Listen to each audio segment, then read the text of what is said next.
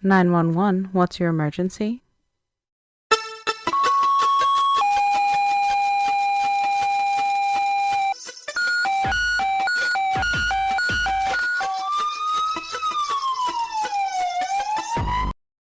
The following content is graphic, emotional, and includes dark humor that may not be suitable for all listeners. Discretion is advised. These stories are based on real-life EMS and first responder experiences. Calls are real, providers are real, names and patient details have been changed to protect privacy. They may be disturbing to some and are definitely inappropriate for your HR department. Any medical discussion is personal experience, not protocol. Use your damn brain, follow your local guidelines, and when in doubt, call med control. If you're struggling, don't do it alone. Talk to someone, a coworker, a friend, a therapist, or hell, reach out to me via social media or the website critical-run.com. Need help now? Text or call 988 or visit 988lifeline.org.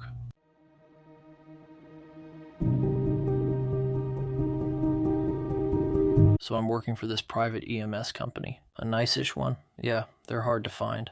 24-hour shifts, barely sleeping, running every type of call you can imagine. We were on a BLS truck, mostly dialysis runs, SNF transfers, psychs, and the occasional, oh yeah, we're supposed to be saving people, emergency. We live in a large rural area with 4 hospitals and 1 level 1 trauma center, tons of dialysis centers, and at this service, we also ran backup for fire. All the BLS calls they couldn't get to, but this service had a little extra something. The county's body recovery contract. So if someone needed picked up and zipped up, yeah, it was probably us. And that day, everything hit at once. Cardiac arrest early in the shift, a drowning just after lunch. And now, we're finally asleep, maybe 5 minutes in. Pager goes off, one down on the interstate. Great, another drunk pedestrian, maybe a jumper, some biker trying to play Frogger. Nah, this one was different. We pull up. The scene is massive. Floodlights casting harsh shadows, generators humming, cops, fire, vehicles stop for what looks like miles, and the kind of silence that tells you, this one's bad. Turns out a homeless man had been hit by an 18-wheeler, dragged for 3 goddamn miles. What's left of him is scattered like human confetti. Bits here, chunks there, clothing shredded, bone fragments in places bones shouldn't be. Head, gone. Brains, we'd find those in a minute. Cops are walking the scene with flashlights like it's routine. One of them, without even slowing down, turns to us and says, "Well, guess this part's on y'all." "Yeah, thanks, officer." We glance at each other. No words, just gloves on. Step in. We start working the scene. Lower halves wrapped around an axle, ribcage mangled. Fluids and debris all over the pavement, soaked into the dirt beside the shoulder. Then we notice these long, sticky streaks, like someone dragged a Slurpee for half a mile, only this one came from inside a skull. Brain matter, real deal. And we're out there, chasing it with flashlights like it's some grim scavenger hunt from hell. The smell, the heat, the crunch of gravel under boots, it all blurs. You don't feel it yet, not fully, not until later. And that's when it hit me. Not the grief, not the horror, the hunger, because your brain has 2 options, break down or bail out. We chose bail. We'd just finished collecting what we could, what was left, and loaded it. The air was thick with the smell of hot rubber, roadkill, and death, clinging to our gloves and gear.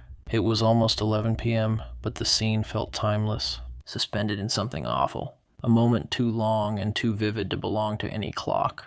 The adrenaline had burned out, the quiet had set in, that eerie, hollow calm you only get after the worst of it's over, but your brain's still trying to catch up. My partner broke the silence. "Man, I could go for some Taco Bell. I didn't even blink." "Yup, something cheesy, crunchy, messy. Hell, I want the one with the sour cream in the middle." Cops overheard us. One turned white, another gagged. One officer mutters, "Y'all are fucked up." Damn right we are. It's the only reason we survive this job. Here's what they don't tell you in EMT school. Coping doesn't always look like journaling and yoga mats. Sometimes it looks like Mexican pizza and black humor. Sometimes it smells like nacho cheese and burnt hair. And yeah, I've got food triggers now. Barbecue chicken still makes me think of burn victims. Slim Jims reminds me of rigor mortis fingers. Sour cream? That one survived, barely. But eating after that scene? That was survival. Because the moment you stop, the moment you let your brain catch up, that's when it cracks you open. We laugh so we don't scream. We eat so we don't fall apart. We make jokes, dark, dirty, inappropriate jokes, because the alternative is grief. Real grief, the kind that sinks into your bones and doesn't leave. It's not polished. It's not for public consumption. It's ours, because this job, it doesn't just scar your hands. It scars your habits. You don't realize it until you're 3 a.m. deep into a scene, digging brain chunks out of the tread of your boot, and your stomach grumbles. And you think, wonder if they're still open.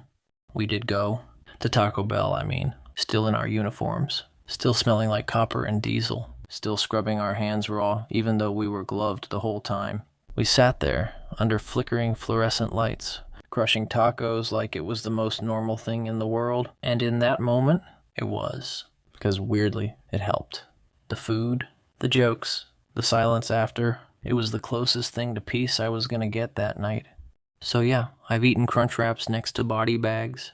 I've laughed after zip tying a corpse back together. I've cracked jokes over coffee while still wearing blood-soaked boots. That doesn't make me cold. It makes me real. Because if I don't let it out in moments like that, it will find its way out later, in ways I don't get to control. This job rewires your brain, so if anyone ever second-guesses your own coping mechanisms, don't let it get to you. They just don't understand. But that doesn't mean we can't talk about it. Hell, that's why this podcast exists.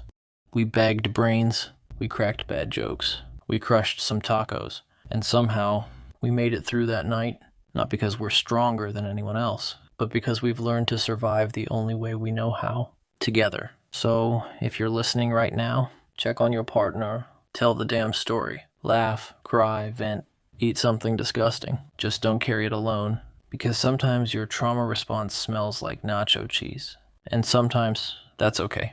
If you think it's too heavy to say it anyway. It beats a eulogy.